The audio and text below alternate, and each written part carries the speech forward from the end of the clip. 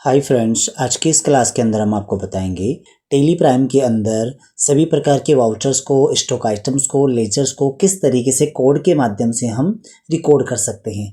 जैसा कि आपको पता है कि जब आप किसी स्टॉक आइटम को बनाते हो या किसी लेजर को आप जनरेट करते हो तो वहाँ पर पर्टिकुलरली उस स्टॉक आइटम का नाम या लेजर का नाम आप डिफाइन करते हो और उसके बाद में जब भी उनकी कोई एंट्री करनी होती है तो आपको वहाँ पर आप उसके नाम से ही उसको क्या करते हो, सर्च करते हो। आज की इस क्लास में हम आपको बताएंगे पर्टिकुलरली किसी भी स्टॉक आइटम को या लेजर को एक कोड के थ्रू हम क्या करेंगे, उसको फिक्स करेंगे और उसके बाद में उस कोड के थ्रू उस लेजर्स को या स्टॉक आइटम को यूज करेंगे। सबसे पहले हम क्या करते हैं, यहाँ पर आपको एक परचेज का बिल बना के दिखाते हैं और वहाँ पर हम आपको एक कोड बना करके आपको दिखाएंगे। इसके लिए हम क्या करते हैं, सबसे पहले हम क्रिएट पे जाते हैं। क्रिएट पे जाने के बाद में यहाँ पे हम लेजर पे जाते हैं और यहाँ पे कुछ लेजर्स हम कोड के थ्रू जनरेट कर लेते हैं। जैसे कि मान लीजिए हम यहाँ पर हम परचेज का एक बिल बनाकर देखेंगे। इसके लिए हमें क्या करना है, यहाँ पे एक पार्टी के नाम का ज़रूरत होगा जिसको हम कोड के थ्रू जनरेट करेंगे।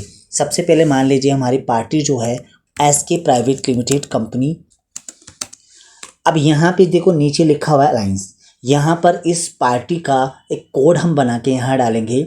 मान लीजिए SK प्राइवेट लिमिटेड कंपनी को हमने 1001 ये कोड दिया है और जब भी हम इस पार्टी का यूज करेंगे इसका हम कोड यूज करेंगे 1001।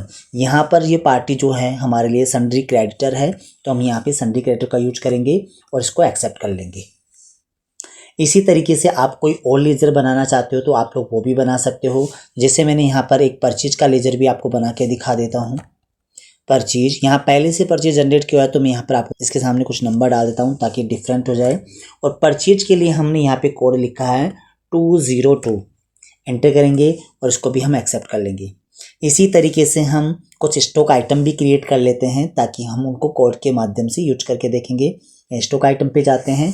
मान लीजिए मेरा जो स्टॉक आइटम है यहाँ पर वो है डेल कंप्यूटर i5, ठीक है। एंटर करूँगा, इसका मैंने कोड रखा है 2002, ठीक है। एंटर करूँगा और उसको मैं यहाँ से पीसेस ले लेता हूँ, एंटर करता हूँ। यहाँ पे अगर आप लोग GST वगैरह का कैलकुलेशन करना चाहते हो तो ये वाले पार्ट आपको पिछली क्लासेस में अच्छे से समझाया था, आप लोग वहाँ जा करके इनको देख सकते हो। अभी मैं नॉर्मल इसको एंटर करके एक्सेप्ट कर लेता हूँ।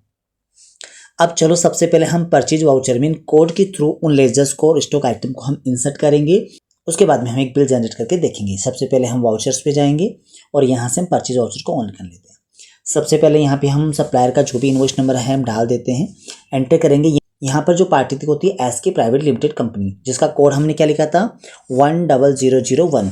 देखो यहाँ पे 10001 लिखा हुआ आ रहा है। आप लोग जैसे इस कोड को लिख करके एंटर करोगे तो आपका जो पार्टी था इस कोड से मैंने जो जनरेट की थी वो ऑटोमेटिकली यहाँ पर शो हो जाएगी। एंटर करेंगे, एंटर करके इसको हम एक्सेप्ट करेंगे और इसको भी एक्सेप्ट कर लेंगे। यहाँ पे देखो आपका जो भी पार्टी था ऑटोमेटिकली कोड से आ चुका है।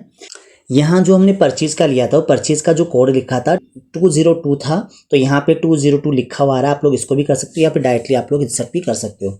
202 का मतलब होता है आपका जो परचेज का लेजर हमने जनरेट किया था वो यहाँ पे लिया था। इसको हम एंटर करेंगे तो ऑटोमेटिकली परचेज का लेजर यहाँ पे इंसर्ट हो जाएगा। अब यहाँ पे नेम ऑफ स्टॉक आइटम आ रहा है। अब स्टॉक आइटम का हमने जो भी कोड दिया गया है या फिर जो भी अपने ओनर है हमने कोड प्रोवाइड किया है तो उस कोड के अकॉर्डिंग हम यहाँ पे स्टॉक आइटम को इंसर्ट करेंगे। जैसा कि हमने यहाँ पे एक डेल कंप्यूटर बनाया था i7, उसका जो कोड मैंने फिक्स किया था वो 2002 किया था। जैसे आप 2002 एंटर करोगे तो आपका डेल कंप्यूटर ऑटोमेटिकली यहाँ पे इंसर्ट हो जाएगा। एंटर करेंगे, एंटर करके यहाँ पर आपकी जो भी लोकेशन वो लोकेशन ले लीजिएगा। एंटर करूँगा, क्वांटिटी मैंने ले लिया यहाँ पे 400 और यहाँ पर हमने जो भी अमाउंट है वो अमाउंट ले लिया। एंटर करेंगे और इसको एक्सेप्ट कर लूँगा। यहाँ ऑटोमेटिकली आपका जो भी स्टॉक आइटम था कोड के थ्रू यहाँ पे इंसर्ट हो चुका है। इसी तरीके से आप टेली के अंदर क्या कर सकते हो, सभी प्रकार के लेजर्स पे, स्टॉक आइटम्स पे आप लोग कोड डिसाइडेड कर सकते हो, कोड फिक्स कर सकते हो और उसके बाद में आप उन कोड के थ्रू भी क्या कर सकते हो, उन लेजर्स को और आइटम्स को इंसर्ट कर सकते हो। तो आज की क्लास में इतना ही। Thank you so much.